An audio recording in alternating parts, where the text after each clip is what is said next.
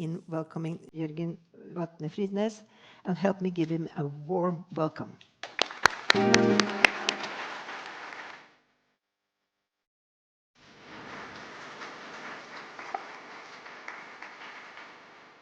Thank you, Kjersti.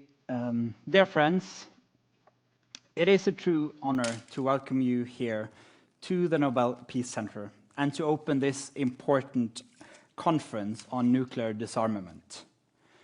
As said, today we mark that it's 80 years since the atomic bombings of Hiroshima. In 3 days, we remember Nagasaki. We pay tribute to all those who were lost, to all the survivors, and to all those who turned pain into hope and memory into a force for peace. These two attacks did not just destroy cities. They changed the course of human history. They forced us to confront with unbearable clarity the scale of devastation that we as human beings are capable of.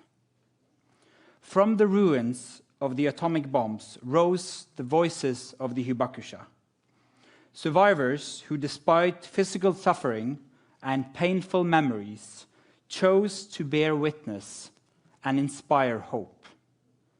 By sharing their stories, they laid the groundwork for what we now call the nuclear taboo, stigmatizing the use of nuclear weapons as morally unacceptable.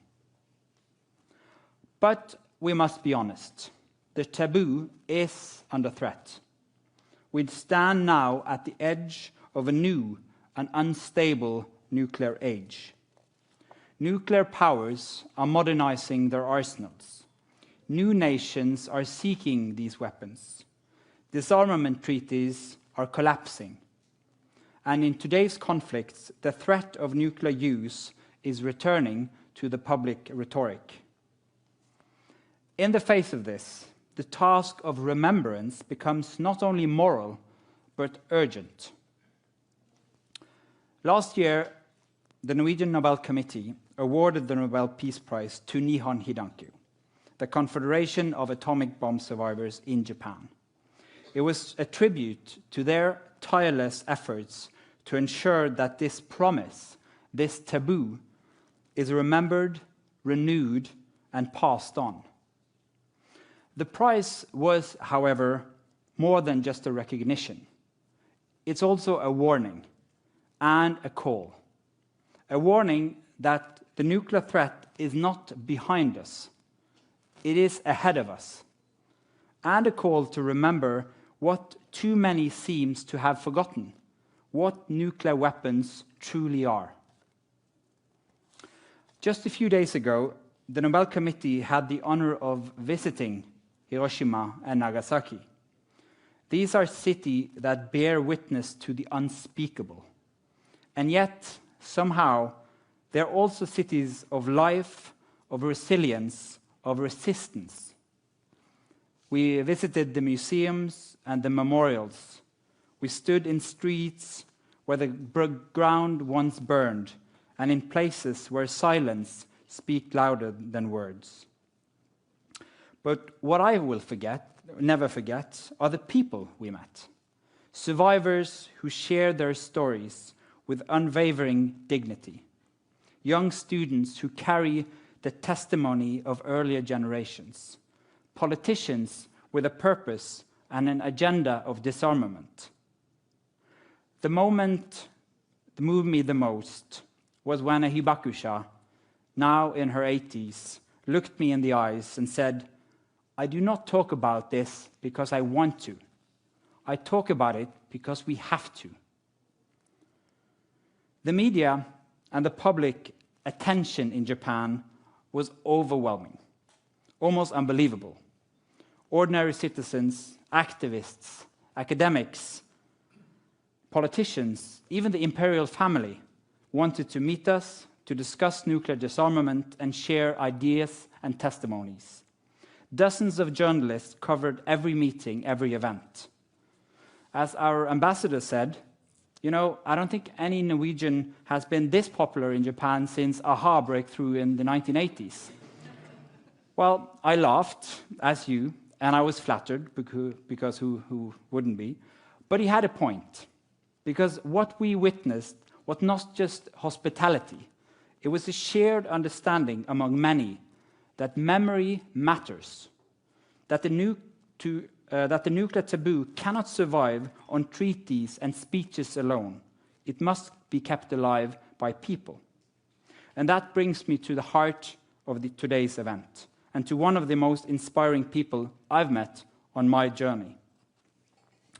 One of these voices, steady, powerful, unforgettable, belongs to Masako Wada, Assistant Secretary General of Nihon Hidankyo. She's traveled the world with her message. She has spoken with leaders, students, diplomats, and citizens. And wherever she goes, she brings with her the gravity of history and the determination to ensure it is not repeated. It is an honor to welcome her here today, not only as a Hibakusha and a Nobel Peace Prize laureate, but as a living symbol of what it means to turn memory into action for peace and nuclear disarmament. Please join me in welcoming Masako Wada.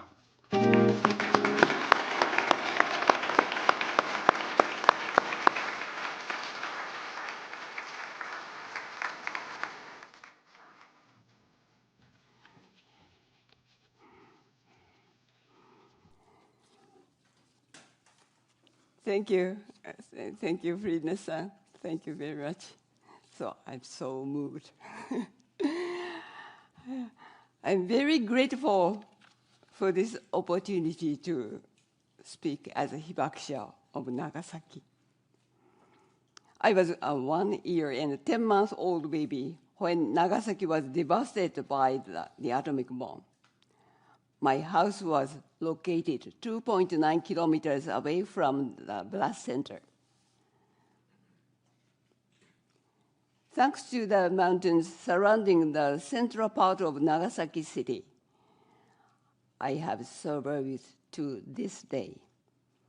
I was too young to remember that day, but my mother used to tell her story over and over again.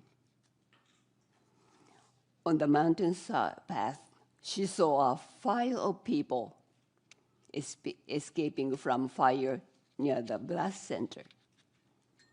They looked like a line of ants, but in fact, they were rows of burned and injured, chocolate-colored human beings. Their scantily clad bodies burnt all over, and their hair matted with blood and standing an end like horns. The empty lot next to our house became a cremation ground where dead bodies collected by garbage carts were brought in and incinerated day after day.